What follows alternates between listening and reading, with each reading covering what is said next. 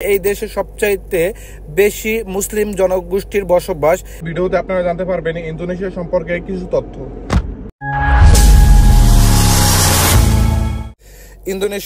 ইন্দোনেশিয়ার সরকারের নাম রিপাবলিক অফ ইন্দোনেশিয়া। ইন্দোনেশিয়া প্রায় 17,500 দ্বীপ নিয়ে গঠিত একটি দ্বীপ রাষ্ট্র এবং কি এই দেশটি সবচাইতে বড় দ্বীপ রাষ্ট্র এবং কি এই দেশে সবচাইতে বেশি মুসলিম জনগোষ্ঠীর বসবাস এবং কি পৃথিবীর সবচাইতে বেশি সংখ্যালঘু মুসলিমদের বসবাস ইন্দোনেশিয়ায়।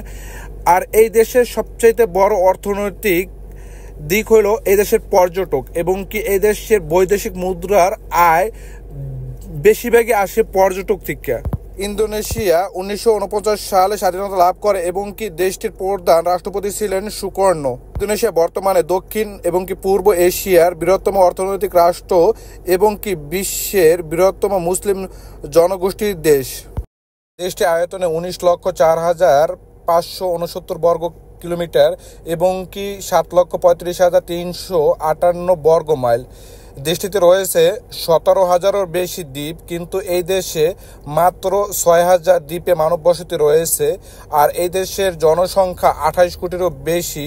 আয়তনের দিক থেকে দেশটি পূর্ব এবং কি দক্ষিণ এশিয়ার বৃহত্তম দেশ এবং কি জনসংখ্যার দিক থেকে দক্ষিণ এবং কি পূর্ব এশিয়ার সর্বাধিক জনবহুল দেশ, বিশ্বের চতুর্থ সর্বোচ্চ জনবহুল এবং কি মুসলিম সংখ্যাগরিষ্ঠ দেশ এটি।